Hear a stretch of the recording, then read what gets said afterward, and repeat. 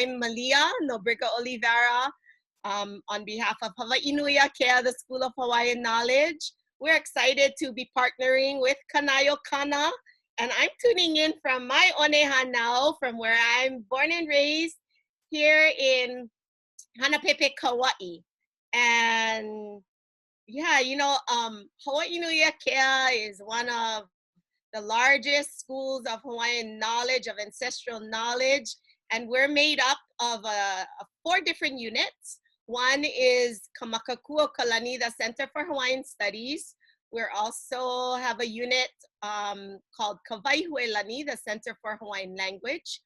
Our 3rd unit is Kapapalo'i o Kanewai, which is our cultural garden. It's also a seed bank of different taro varieties and all kinds of other Hawaiian plants. And now even the birds are there and they're returning to this pu'uhonua, and that's been really exciting. And then our 4th component, or the 4th unit, is Native Hawaiian Student Services that really provide services for all of our Hawaiian students that are entering in as new students, or even those that are already there. So aloha to all of our haumana, to our kumu, and to our community, because community is a big part of who we are too at Hawaii Ānuenue. And many of you may be familiar with Halau o Haumea, you know, where many community groups and events and activities are held. So we're really happy to have one of our founding members of Kamakaku, as well as also Hawaii Ānuenue with us today. So aloha no e lilikala. I'm gonna ask to unmute on your end. Aloha kako, aloha e Hawaii, aloha e ka honua nei. I know we got people coming in from all over the world. It's not just Hawaii. So welcome to all of you. I'm so happy to be here today. Malia, thank you for putting this on. I can't tell you all the work that goes on behind closed doors, but I thought she's been training me and making lists for me. I'm like, oh boy. So I want to really thank Malia for taking the lead on this and helping us come together. I want to also acknowledge today is Kamehameha Day. And so some of you may not be with us because you're out at the beach already. Mai kai. You can always watch this later on. But this is the 2nd part of our Haumea story. We're going to find out more about what Poepoe tells us. I also want to say that later on, after we do the Haumea story, then we'll talk about our next adventure, which will be the Kamakaku Kalani Brand webinar series on Hawaiian and Polynesian ancestral knowledge. So we're going to have a weekly session on that, as Malia was talking about, and we'll talk more about that at the end of the show. Okay, so let's see. What do I do next, Malia? Yeah, let's share screen and we can start to bring up your presentation for part 2. Great, for part 2, my kai. So good for you to help me with this. Thank you, thank you, thank you. Okay, can you see my screen now? Yes. Okay, I'm going to make it large. Oops, did it wrong, didn't I? Nope, nope, nope. And then go to slideshow. Slideshow, that's right. Okay,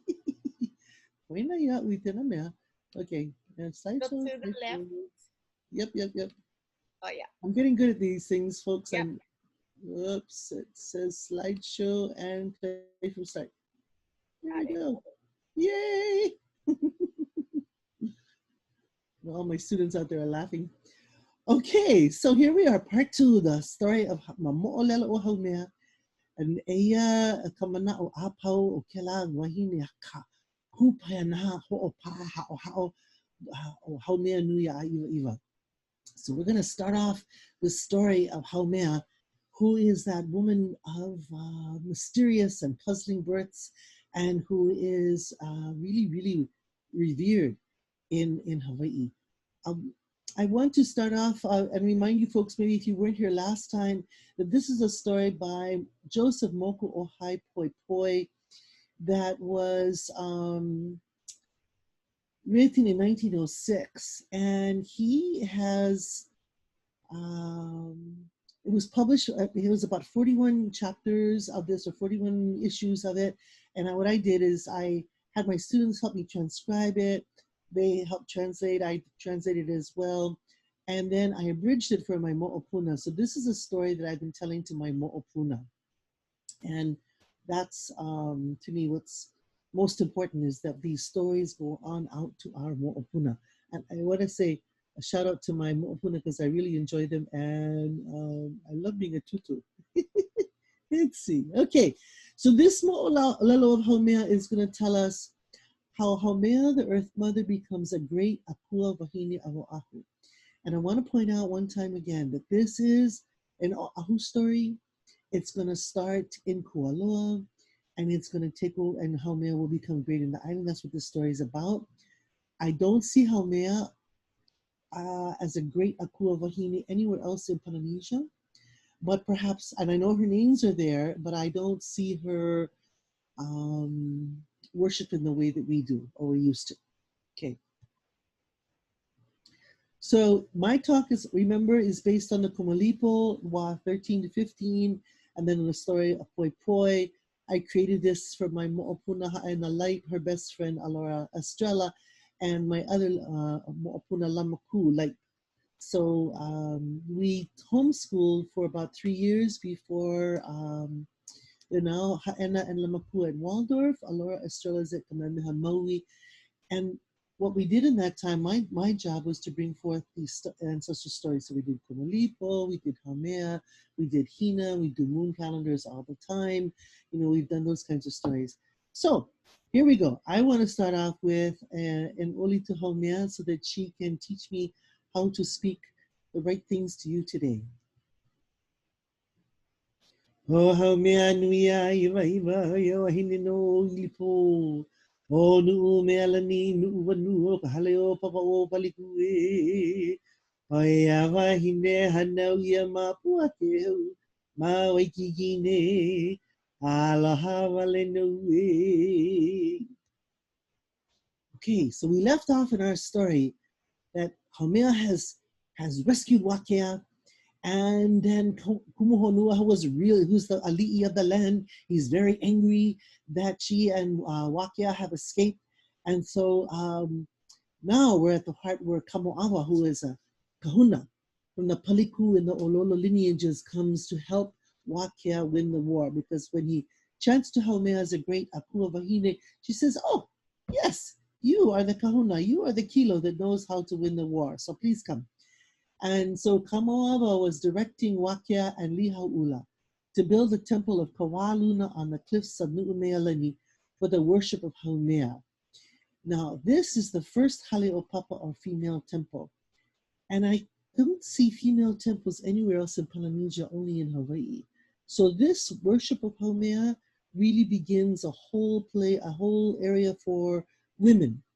Women will worship the Hale o Papa, men worship the Luakini, and women learn when worshiping the female Akua, like Haumea, like Hina, like the mo'owahine, etc. They learn female knowledge. So that's also what's interesting to me about the Hale o Papa, and that's the kind of things I'm covering with my mo'opuna today. Okay, then Kamo'awa instructed Wākea and Lihau'ula to build a joint temple in the valley below in Waolani.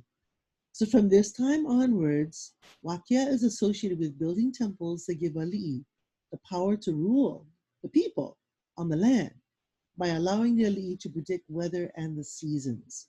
And in fact, we're going to talk a lot more about that in our Kamakako'olani branch series. We'll see more about that later.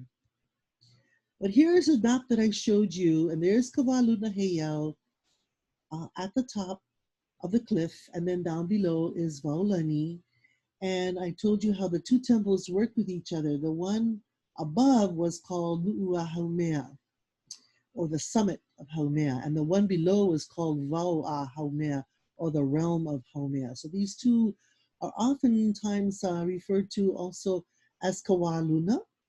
And when you see the heiau down below and it's called Kawaluna, you wonder, why is it called Kawaluna? That means the space above. And that's because it worked with the other heiau. So when they dedicated this heiau to Wākea, there was a pule that is often used today. It's one of the few pules we have for Wākea. And it goes like this. Wākea la ko waulani o ku kalapalai waulani o ka pai humulai waulani o ka ili la I waulani o ka anu ulai waulani o ka mana lai waulani o ka hale pahu lai waulani o ka moʻi lai waulani o ke kūpala lai waulani. So let's take a look at that chant. You see the Hawaiian. This whole area of Waulani means that part of the mountain area that is reserved for the heavens, for the Akua. So Wākea belongs there at Waulani. And this temple that they build is considered the most important temple on Oʻahu. So whoever controlled that temple in Oʻahu history would rule the land.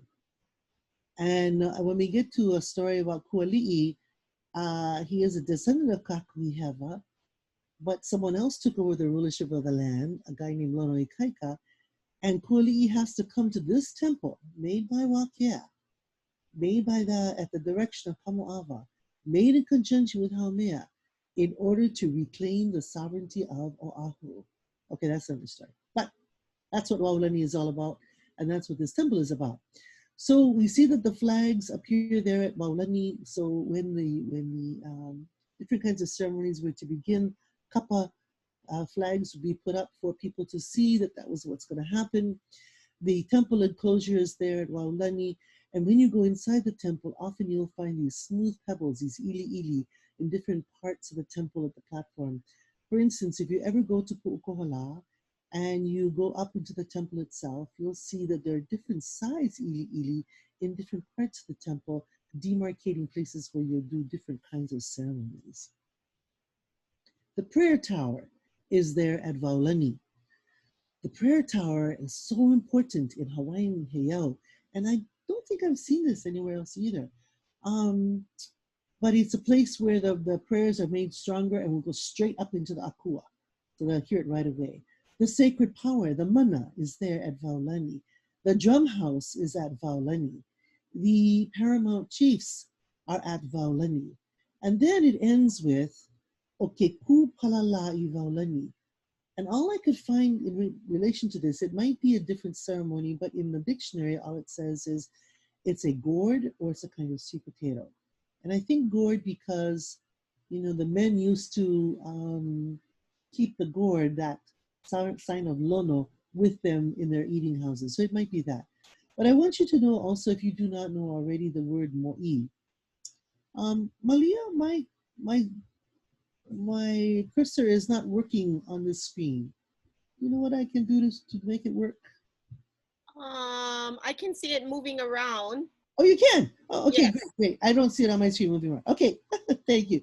So this one, mo'i, means the highest of all ali'i.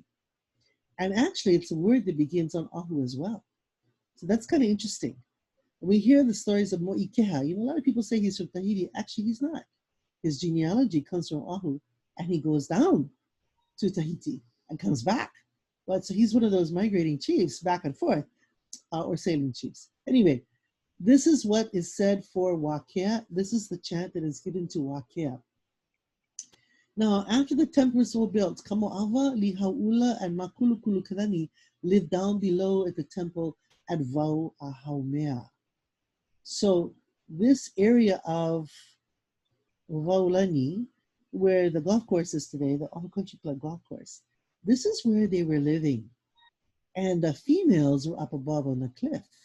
Kind of interesting how there's that difference in that space.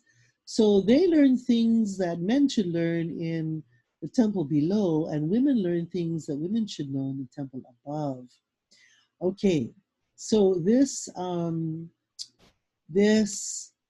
realm of Haumea, the Waua Haumea, is where Makulukulukilani lived, and he was an astronomer, a navigator, and a kahuna of farming. And he teaches those things at the temple. Now, Makulukulukilani is also a star name. It seems to be the name for the planet Saturn, which is kind of interesting, because in the 14th wa of the Kumulipo, Wākea is born first, and he is the constellation Orion. Lihaula is born second. He represents the constellation of Scorpio. Then comes the planet, the Kulukulukani. And finally, we have Makali'i that represents the constellation Pleiades. And Pleiades and Scorpio are the outside boundaries of where the sun goes between summer and winter solstice. And we'll hear more about that too in our series on Polynesian ancestral knowledge. Let's see. Sorry, I just seem to last. Okay, there we go. Now, Poepoe tells us that while those guys are living down below, he says, as for Haumea, she became a kahuna hoʻoulu, a priestess of increasing the nation, perhaps teaching women about this knowledge in the Hale o Papa, the temple of Kawaluna on the cliffs of Nuʻuanu. She is a kahuna hoʻoulu. So she's going to teach about childbirth. That's the kind of kahuna she is. And she knows all kinds of things about how to make childbirth easier. So Poepoe tells us Haumea also planted a special la'au or medicine in Luluku, Kaneohe. So here's our map, and here is the area of Kaneohe. Luluku is the area on the right-hand side as you're going up the Liki Highway. That's Luluku. And today it used to be full of banana groves, and then I don't know, I think the banana farmers stopped farming there, and now we're growing albizia trees, which seems to be quite a waste of time. But okay, we'll go there now. So the name of this la'au is called Kalau o ke Kahuli. It's a tree, and it has two flowers. One is called Kanikavi, and the other one Kanikava. And I think that those are hau flowers because in Hawaii and in many places in Polynesia, the hau flower is eaten by women just before they're about to give birth to take away the pains of birth, to allow the woman to open up and give birth more easily. So also, I grew up in Kahana with lots of hau trees. In fact, there was so much hau on the beach in Kahana, you couldn't see the ocean from the road. That's how thick the hau was. And we used to play Chase Master on the hau trees. But when the wind blows, it makes a squeaky sound like kanikavi, and it makes a low kind of groaning sound like kanikawa. So that's why I think these flowers are the hau flowers. But I put a question mark because Poepoe doesn't say that. It's Lili Kala thinking that. So we'll see next. Okay. It was at this time that Olopana, Nali'i Nui of Kailua, called for Haumea to bring her child birthing knowledge to Kailua to save his pregnant daughter, Mule'ula's life, because the baby was lodged inside of her and could not come out. Now, folks, I'd like you to remember that Poepoe is writing in the newspaper Kana'iaupuni in 1906, and this is the front page of the newspaper. So people would buy the newspaper just to hear this story. Okay, so everybody is familiar with the story, but these are some of the details that they haven't maybe heard before. And okay, what does she do? Olopana had heard that Haumea could use prayers with special la'au lapa'au medicine for problems in childbirth. And Haumea agreed on the condition that Olopana would give his grandchild to Haumea to raise as her hanai once the baby no longer needed to drink her mother's milk. Well, what could Olopana say? Of course, he agreed. So Haumea went to Kailua and took the flowers of Kanikavi and Kanikawa that grow in Luluku, Kaneohe, to Mule'ula. And by the way, when we look at this map, here is Luluku, yes, but just a little bit further over from Lanihuli, right about there, is Kilohana, where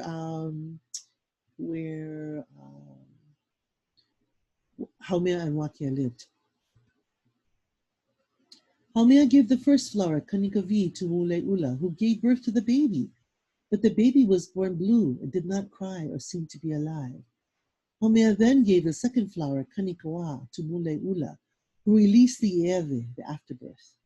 Then, so the afterbirth comes out of her, and then Haumea warmed the afterbirth, pushing blood through the cord before the cord was cut and the child came alive. Now, this is an ancient birthing technique of the Hawaiian people. I've heard about it before. Kamakau talks about it. When Kauikeaoli was born, he was born stillborn. And a chief came along and said he had a dream that he should do this. So what they do is they take the afterbirth and they steam it over hot water.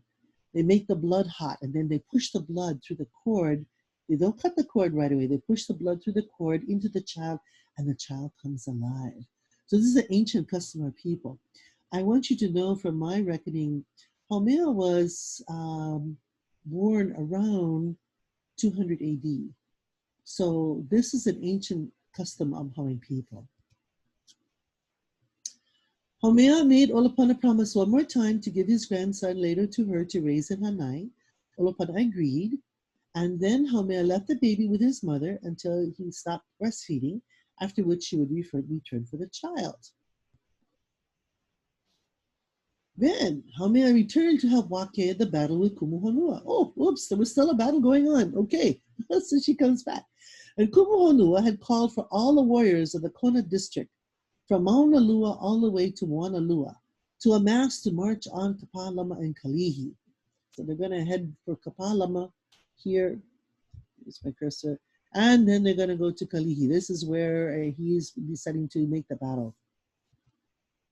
In the first 2 days of the battle, the armies of Kumuhonua could not pass through the uplands.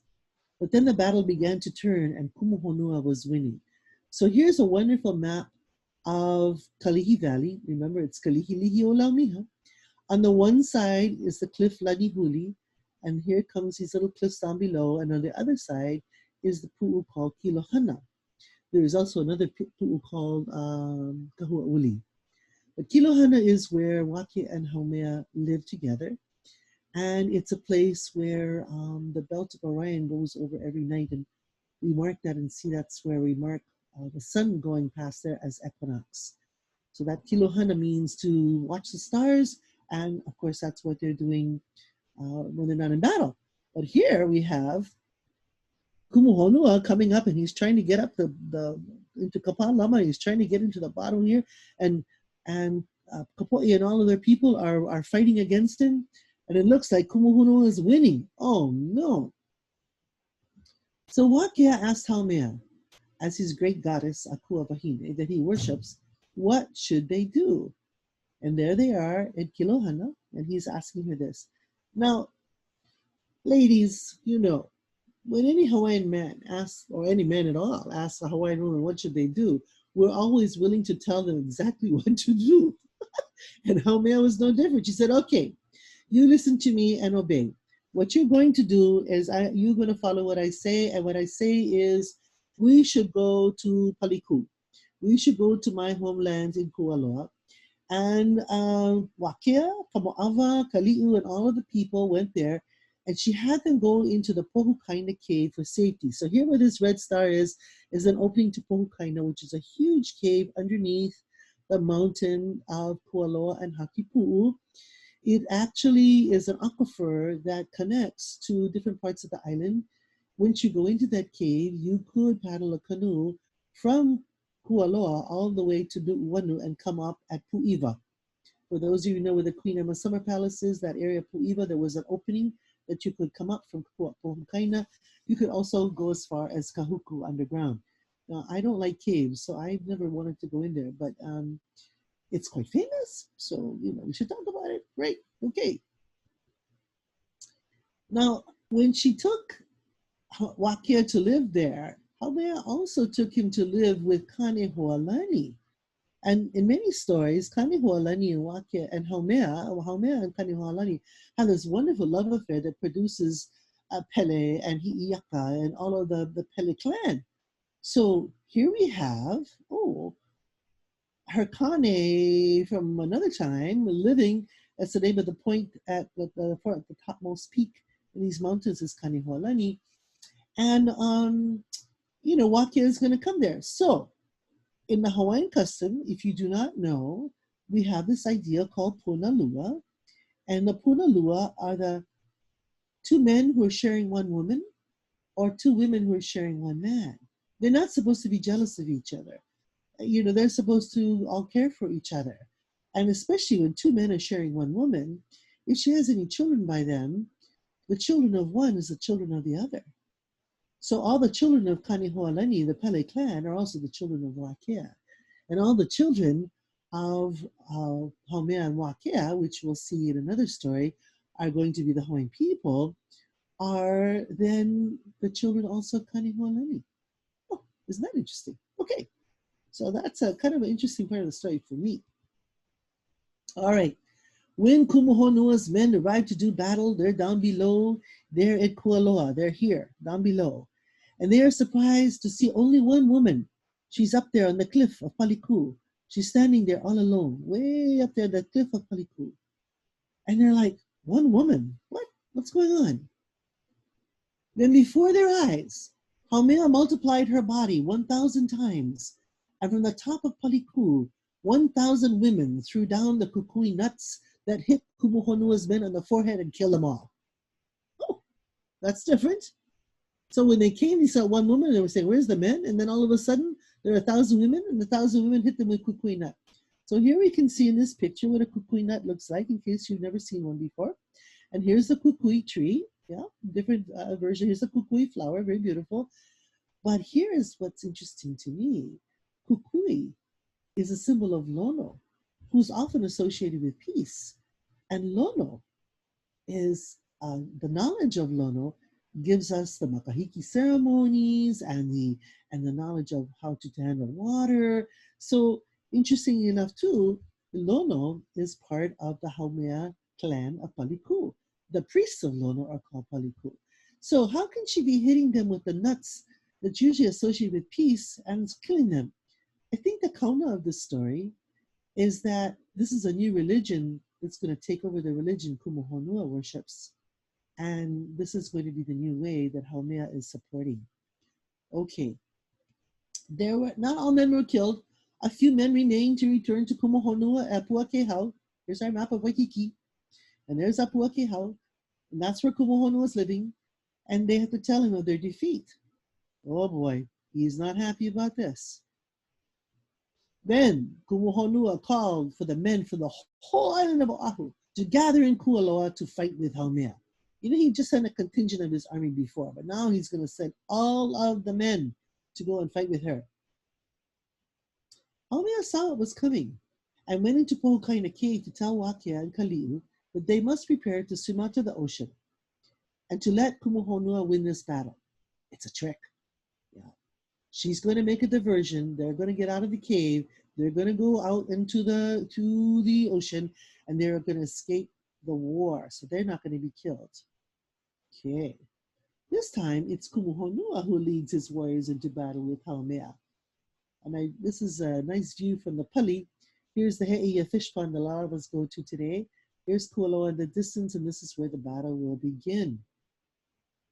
Once more, she multiplies her body 1,000 times to fight with Kumuhonua, using the kukui nuts again, now fighting with the men from both the Ko'olau Poko and the Ko'olau sides of the Paliku cliff. So here's Paliku, and this side is Ko'olau Poko, and you go around the other side, it's Ko'olau Loa. So she's got women sending down missiles of kukui nuts on both sides. Yeah. She creates a diversion in the battle so the Wākea and his people can escape from Pohukaina Cave into the oceans. They all sneak out into the ocean. Okay. Then she calls upon her ancestors to make the ocean rise up and cover the land. A great tidal wave, a kainimiki, arises in Ko'olau and kills all the rest of the men of Kumuhonua's army. Kumuhonua himself barely escapes with his life. Huh, that's pretty good. She's an earth mother, but she can call on the ocean too. Okay. Very, very talented woman. Wākea and Haumea, with all of Kali'u's people, are swimming in the sea and fearing for their lives. Actually, she's not fearing, but the rest of them are. And Wākea doesn't ask Haumea, he asks Kom'ava for advice. And the kahuna teaches him how to make a heiau with his hand, saying, extend your right arm up, cup your fingers, and raise up the palm of your hand, and there stands the heiau of the Akua. So if you're ever stuck in the ocean, swimming all by yourself and you get lost, that's what you do. You raise up your hand and you make a heiau. Okay. Kamo'awa then offered a nuku apua, a fish, this is the pig of the sea, as a sacrifice, and taught the people to swim in a clockwise direction to consecrate the heiau. Every heiau is consecrated in that manner. Every heiau is taken care of. When you do pule, you do a clockwise ceremony. And after they offered the pig of the sea, the nuku apua, fish, as a sacrifice, and do ceremonies and prayers, then Haumea offered a prayer calling upon the sea to recede. So she lets the men do what they're doing, but she's going to now do the prayer that's going to take care of everything. And this is the prayer that she did to make the water come up and to go down. And it goes like this. Hey, ku kanalu mai moana lihanuia kia mai. Ku kanalu pupo'i kai ulai pupo'i kai ko'o. Ku ke kakalao ki kai po'i ho'i au e. A pe'e au I kanalu ha'i kualua. Oina o a ka papa o Haumea I ka moku. Aku I ka moku I ka lihilihi o lau miha. Ue o na ke ka papa o Haumea a pai ho'i. Let's take a look at this chat in the English. This moana liha rather, not moana nui, moana liha nui Ākea refers to an ancestor in the Kumulipo. And this ancestor is in the 8th Wā. It's actually an aquifer that is born as a younger sibling of Laʻi, who we found out last week was actually Haumea. So this is a wave of her family. And Moana Liha is kind of where the ocean is very, very rich, but it's an aquifer. Now under Oʻahu, we have a freshwater aquifer, and below that is a saltwater aquifer. And I suspect that saltwater aquifer underneath the fresh was the one called Moana Liha. Just my guess. I don't know for sure. I haven't found the actual story that told us that. But she's calling for Moana Liha to bring this wave. And this wave is going to rise up and it's going to break as a raging Red Sea. And then it's going to be like that long wave of the breaking surf. She's going to be in it. So the wave rises up and she's in it. She's hidden in the breaking wave of the 4 generations. So Kualua refers to 4 generations. And of course, it refers back to her tutu, her great-grandmother, Laumiha, who is the source of her power. Then it says, in her chant, she says, loudly roaring is the reef of Haumea. Because when the ocean hits a reef, it makes a loud noise. Yeah? And this is rising as an island. Rising as an island in Kalihilihi o Laumiha, which is Kalihi. But wait a minute, they're in Kaneohe Bay. So I think that Laumiha's power has come to Kaneohe Bay. And then we hear murmuring and rustling is the reef of Haumea as the waves go back and forth along the shore of this island. And then she says, and indeed, I land, apai hoi. As the sea receded, they began to see land once more again, and they swam until they landed on Kapō Island and were saved. Afterwards, they returned to live upon the land from Kualoa to Kaneohe. So they come up onto this land, Kapapa, and the water recedes back to its normal place. Now they're going to live both in Kualoa and He'eia and this whole area of Kaneohe Bay. And then Haumea goes to Olopana in Kailua to fetch the grandson. She names him He'eia. So this place where I live is named He'eia. And oftentimes people say He'eia, which means literally it is the octopus. But He'eia, according to Poepoe, is the name after the ocean washing away their enemies. So He'eia names is, you can have the count of the He'e, of course, but also you have that old story about how Haumea raised up the ocean to wash away the enemies. And so this is where Haumea and Wākea are living. Yeah, so He'eia actually has that idea of bringing people to safety. Then Haumea and Wākea took the baby He'eia to live in a village at the foot of Paliku, known today as Kualoa. Here's where they're living. This is where they are. Hi.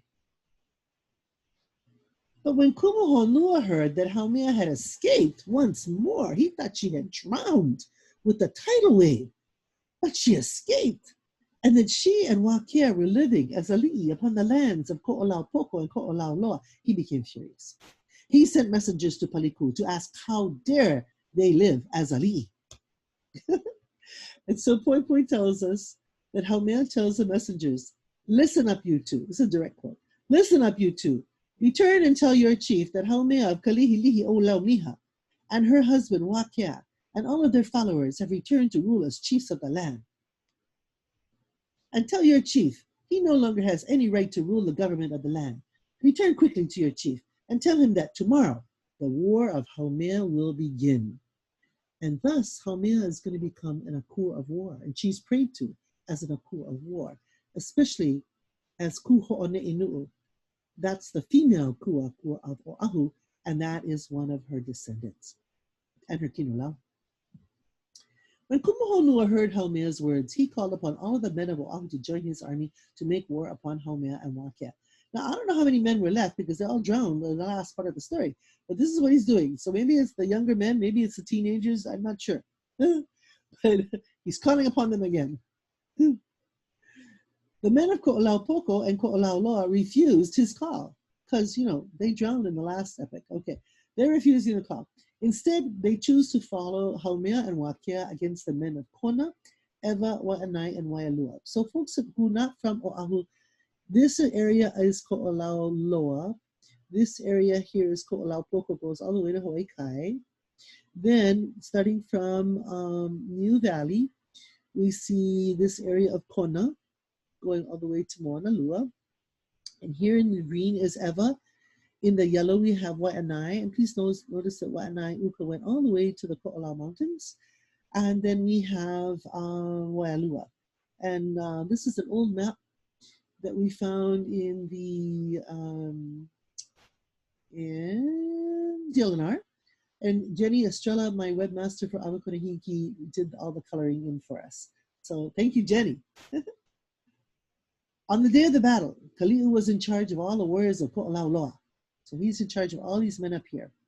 And Olopana was in charge of Koʻolaupoko. He's an ally. He loves Haumea. He wants to support Haumea. They're rebelling against Kumuhonua. Wākea moved all of his men to the cliffs of Kilohana. Here's Kilohana where this star is. And they control all the Kalihi Valley below. Now, I don't know how they did that. I've been thinking about this every time I go to Liki Liki tunnel. I'm going through the tunnel. I'm thinking, how did they control everything? I'm not a warrior, so I don't understand those things. But I'd like to show you that in this old map of Kalihi that was named Kalihilihi Olaumiha for Haumea's great-grandmother, that we see, here's the road that follows the river, and here's Kilohana, and here's a land area called Kapō, which is one of the daughters of Haumea. But people lived in this area. They had lo'i in this area all the way to the back of the valley. Yeah. So I'd like you to kind of remember that when you're driving through, that whole area wasn't heavily forested. It was full of people living there and planting food there. So Kalihilihi Olaumiha, and here again is my wonderful drawing by my granddaughter Haena Light. There's her version of Laumiha.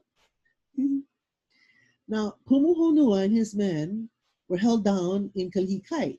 And Kalihikai is this bottom area of the map.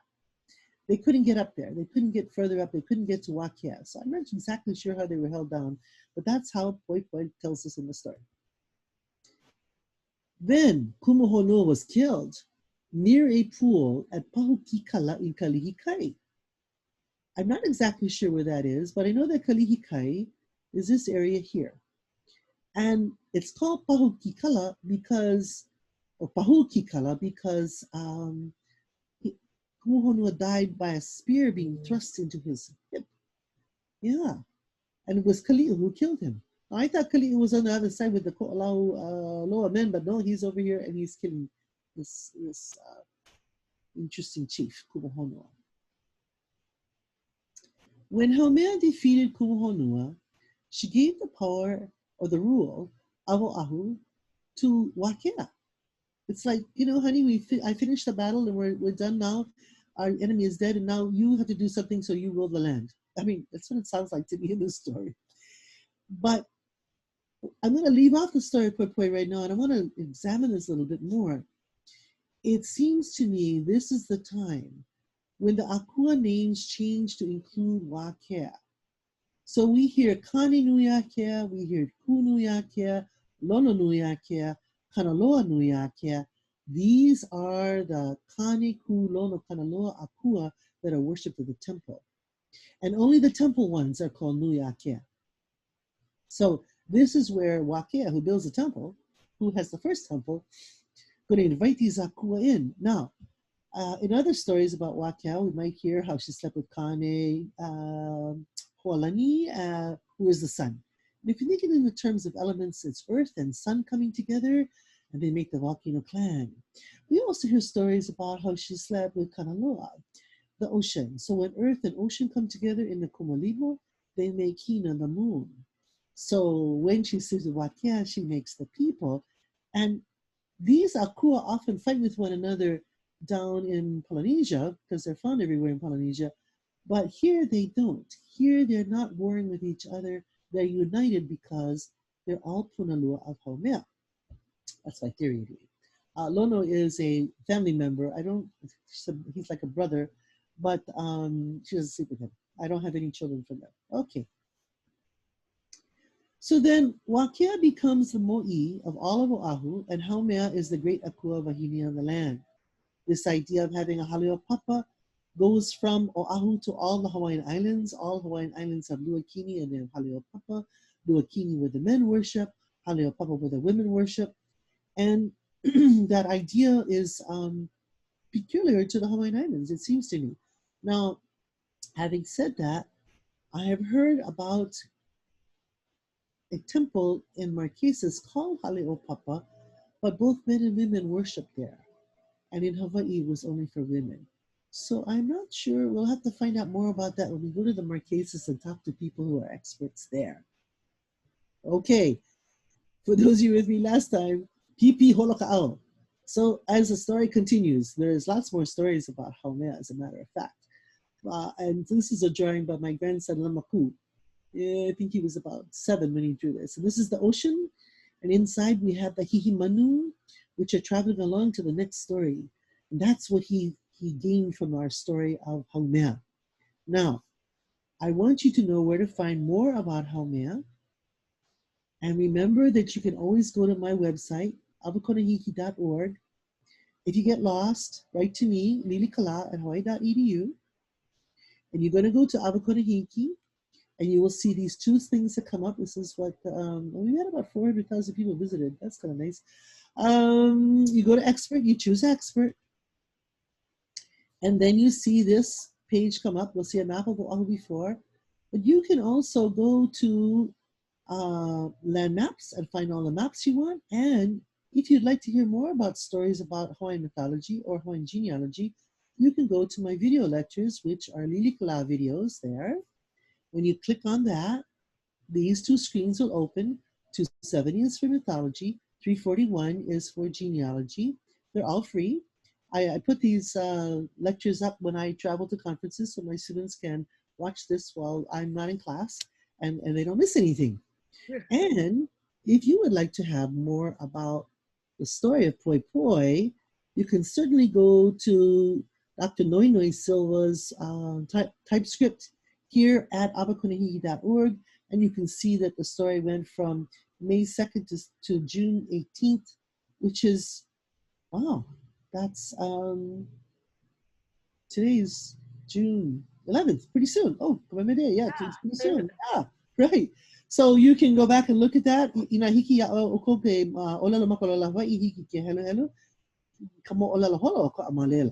So you can see the whole story right there.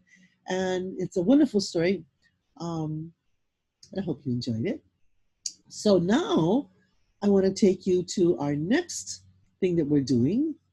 I am the Gladys Kamakakuokalani Brandt Chair for Comparative Polynesian Studies, and we're going to be presenting weekly webinars in conjunction with Malia. She's going to help me do this starting next Wednesday, and that'll be every Wednesday from 7 to 8:30 in the evening. Every Wednesday, I have enough wonderful speakers lined up for a whole year. We're going to go on a wonderful wave of different kinds of ancestral knowledge.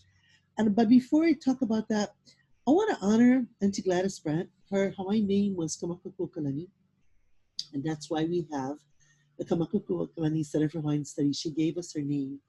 She also sold some of her land in Maui to give us money. It's a Hewitt Foundation for the Brandt Chair for Comparative Polynesian Studies, so that we could develop more knowledge and more connections with Polynesia. And I really want to admire her and honor her.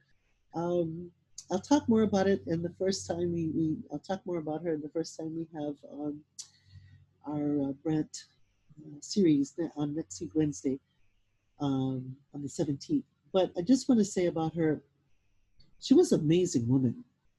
And she was the superintendent of schools of Kauai, and then she became the principal of Kumulipo schools.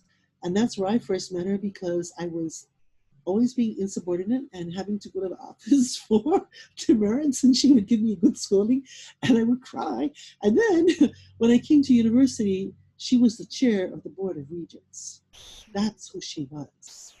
And she helped us build our Hawaiian Studies building. She helped us make us into our own school. And I just always want to honor her. And I know she's smiling now because her wishes are finally being followed. And I'm so glad that I get to obey her in this matter. So our Polynesian Ancestral Knowledge webinars will begin with a series on Atua, Polynesian ancestors, stars, and temples. And so each one of those will be a unit. All lectures will be delivered in English and in French, with French translations by Johan Bui of Tahiti. Here's his smiling face. I'm so glad I finally got a picture of him that he likes. Thank you, Johan, if you're watching. I always call him Hiranui. He's like my Tahitian son, so I really enjoy working with him. And every time we go to Tahiti, he always takes care of us. But he's also quite brilliant in making ancestral knowledge come down into the schools. And I'll let him talk about it when we come on together. We're going to present together next Wednesday. But he helped start an after-school program for Tahitian language, because a lot of Tahitians aren't speaking Tahitian, they're speaking French. And he wants to make sure that Keiki, the next generation, are going to speak Tahitian. And he teaches them about Tahitian stars and Tahitian customs and Tahitian La'au Lapa'au, it's a new thing coming up. But I don't want to leave out any of the people in French Polynesia who don't speak Tahitian, only speak French, just like I wouldn't want to leave out all of the Hawaiians who don't speak Hawaiian. So we could do this whole series in our own languages. I could present in Hawaiian, he could present in Tahitian, etc. And all of our cousins, our family and our cousins who don't speak Hawaiian and Tahitian yet, they will get the knowledge in English and in French. So this is something I'm dedicated to do for all of my friends in Tahiti. I love you guys so much. I miss you. I can't wait that I can come and see you again. Perhaps, who knows, next year. We'll see. So this is beginning June 17th. And the first person up to speak will be from Hawaii. We'll always go from Hawaii to Aotearoa. In Hawaii to Aotearoa, we'll go to Tonga, then we'll go to the Tuamotus, the Marquesas, and eventually end up in Rapa Nui. So we have speakers from all of those places.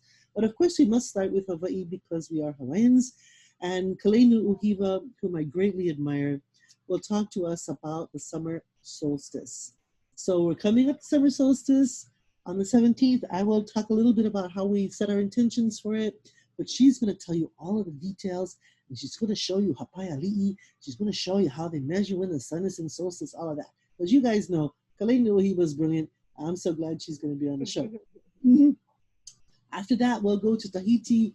Mo'ohono Niwa will be talking about ancestral knowledge there and creation stories. Actually, after Kale, I'm going to come back on and talk about Akua of Wākea and Kumulipo.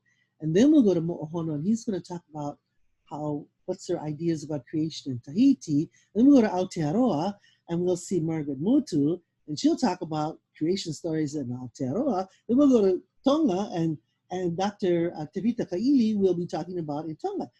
They're different in every place. Isn't that interesting? I always thought they were all the same, but they're not. They're different in every place. So that's my wrap up for today, folks. I have at the bottom kanaiokana.net/ahiahi as our connection. But that might change, right, Malia? I'm not sure if I'm correct about that. Yeah, we're gonna be updating that. So yeah, you know, in my closing slides in a few minutes, I'll be sharing with all of you how you can stay connected with us, how you can find out the most updated information, and yeah, that'll be the every week we'll be sharing who's coming up, and you know that's how not just for the Kalani brand webinars, but all of the amazing other webinars too that we're partnering with many others. So yeah. Great. Now, do I end the show? I end the slideshow. Is that Sure. Okay. I'm trying to figure this out, gang. Be patient with me. And then I stop screen sharing. Is that right? Yes. Oh, I you just did. Okay, you can do it. Great. Thank you. Yeah, no, thank you so much. And you know, even Libor is saying, can't wait to present more about the stars and Marae, Tahiti's point of view with as a part of the brand webinar. So Yes, I got an email from him from his wife this morning saying that he could present in Tahitian. And actually, what I'm thinking of, perhaps I'm going to talk with them later on, but we might want to do some things like that in Hawaiian as well. So perhaps what we'll do is maybe an introduction of something in English and have it translated into French. And then the next time have it Makolelo Hawaii translated to English and into French, or Makolelo Tahiti translated into French and into English. You know, it's wonderful to hear the leo. You know, Olelo Hawaii brings us the leo of our ancestors. Te Reo Tahiti does that too. When they speak Tahitian, you hear their ancestor voices coming through. And so we're going to figure this out. And Malia, I'm going to ask you to help me do that because I'm not sure how to do it. Yeah, you know, it's exciting because, you know, we even talked about how Zoom has these interpretation options as well. So we could even try out some of those simultaneous interpretation features. Right. And yeah, we will find a comfortable place. And I think I love our intentions, and like others are saying in the chat here that they're just really thankful that we're willing to bring this out into the community. And so many, maybe they're not able to join us immediately at the university and take these classes. You know, we hope that, you know, this will, through what we're going with now, and, you know, we're all being creative and finding ways that education can really be done on these kinds of platforms. And then when, you know, maybe you'll be inspired to want to take further classes through the university. And, you know, we have all kinds of outreach programs that provide courses in these ways. So yeah, this will be a good introduction to that, I think. I'm so excited. I learned so much from my friends from Tahiti and also from Aotearoa and everywhere in Polynesia. There's so many fountains of real deep knowledge in many of these places that are untouched. I also want to send a shout out to my friend Tevita Kaili from who's Tongan from BYU. He's actually Hawaiian and Tongan from BYU, and you know he's an anthropologist and he loves looking at Polynesian culture, but he also likes standing up for what's right. So he was helping lead the opposition to all of those horrible windmills going in and going right next to where people live. And so I love that he's willing to come in too with us on this. And I'm hoping that we can, in the future, always have conversations across Polynesia with one another. And Zoom helps us. That's great. Yes. Yeah. Are there any questions from the Haumea story before we forget? I didn't see too many questions come through. You know, a lot of people were, they said they love the Avakonohiki website, that it's a great resource. Kumukehau at Ānuenue said it's something she uses all the time with her haumana at Ānuenue. And then some were asking about recordings, and definitely we are recording today's session, and we will be also recording all of the webinars that we are doing with Kamakakuokalani, and in Kamakakuokalani's honor as well. And those will all be accessible through different platforms. So we're excited for that. You know, I wanted to say, when you were talking about the childbirthing part of the Haumea story, I was really thankful. And I thought back to the good work of Ka'u Odom and Puni them as a part of Ho'olu'aina and Kokua Kalihi Valley, because they've been doing these wahine hapai classes where one class is about different la'au, and we did learn about kanikavi, kanikawa, and the different types of la'au, whether it was the See what that hau. was? Did they say, was it a how, or what kind of plant did they call it? You know, I don't remember them making that direct connection. I will have to go back and check in with them. But we did talk about how as a la'au. Yes. We And isn't also, it interesting? They started in Kalihilihi o Laumina. yes. And that's, you know, a big place of where their vahipana is right now, and actually where a lot of their classes are. You know, and then they also referred to like the kauna'oa, and kukui, and other types of la'au, ava. So, you know, I heard a lot of these references in the mo'olelo. And of course, we did talk about Haumea as a part of, you know, the whole childbirthing process. Somewhere I read that all plants that have yellow flowers are medicine for women. Because yellow is the color of Haumea and the mo'owahine and all Akua of Wākea. Yellow is the color. So, like Oʻahu, you know, the last time I was in Tahiti, we went to Maroto to the birthplace of Pele, to Opurea Pele. And as we were driving up, the whole hillside was covered in yellow flowers, and it was Oʻahu, the whole hillside. And I thought, wow, now they're starting a whare ra'au rapa'au marela. They're studying a whole thing on studying Tahitian medicine there. They're going to use in their schools. And next week, when Hironui comes on, he's going to talk about the after school program, but he's also going to talk about how they're training people to go into the schools, kind of like the Pupuna program, but I don't think they're Pupuna. They're young people who are teachers to teach Tahitian language and culture because the schools are in French. And I thought, wow, isn't that cool? Yeah. So I don't want, you know, we've talked about having the translation in the background, but I really want to make sure we keep the video of all of this available so people could hear it in Tahitian, or they could hear it in French, or they could hear it in English. And we've got to figure out how to do that. Yeah, we've got to figure that out. But then, of course, we maybe should start having more of our lectures on this in Makolelo, Hawaii. You know, I mean, Kale can certainly do that, and I've been trying to see if Pua Kanahele wants to come on. Yeah. And you know, Aiai is reminding us on Facebook that one of our graduates, I believe from Kamakaku, Pua Eleili Pinto, did her master's thesis on Kanikavi, Kanikawa. So in fact, we presented together in Aotearoa at the NISA conference last year. She and I, yeah. We presented on. She does wonderful work. Yes. And helping women to really be able to give birth at home. Wouldn't that be wonderful if we could do that again all the time?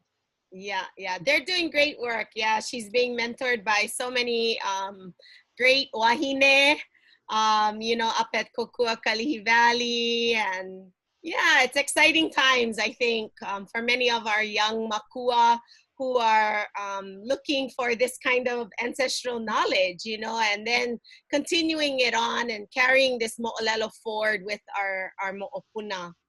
So maybe any last thoughts before I bring up my closing slides?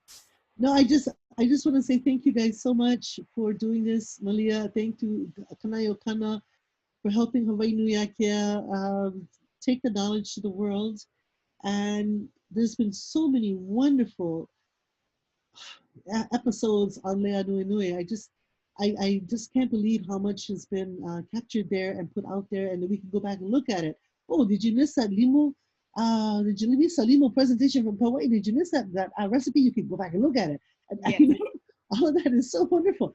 And as we start to expand all of our Hawaiian knowledge, and we start to invite, you know, we could run the whole series, and we will in the future, just on fish ponds, and just on lo'i kalo, and how do you plant different kind of plants. I mean, eventually we're going to go from the ancestors to ancestor practices we do now. That's what's coming up.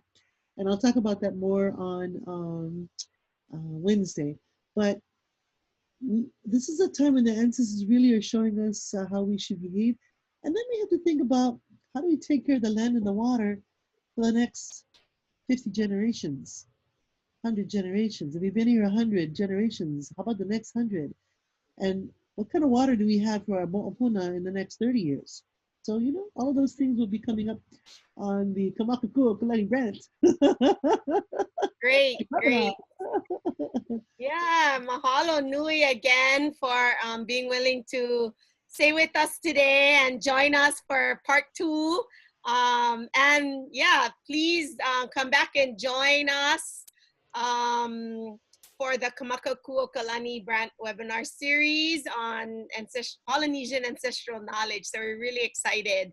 So to all of our ohana out there, we ask that you please kokua, and we'll try and put this link up in both the Zoom chat as well as on our Facebook Live. If you can just take a few minutes and help us by completing our survey at kanaiokana.net/survey. And let us know if you're liking the series, and you know, if you have any mana'o on how to make it better, and if there's any other topic areas that you're interested in, that would be the perfect place to let us know, a way to stay connected with us, and again, taking just a few minutes. And we appreciate and say mahalo in advance for taking that time. So, you know, as always, we're so excited for all of the upcoming events. And tomorrow on Lei Ānuenue will be part 1 with Hailama Fardin, and he's going to be talking about Hawaiian name giving. And actually, he will also be doing part 1 and part 2 of his series. So I encourage you all to join us tomorrow at 9 o'clock. And then on Friday as well, and actually the pictures here needed to be updated, but on Aikole, Manu Boyd will be joining Ekelakari au Pi'o Crozier on the Aikole session at 12 o'clock. So tomorrow will be filled with lots of good discussions, just like we had today.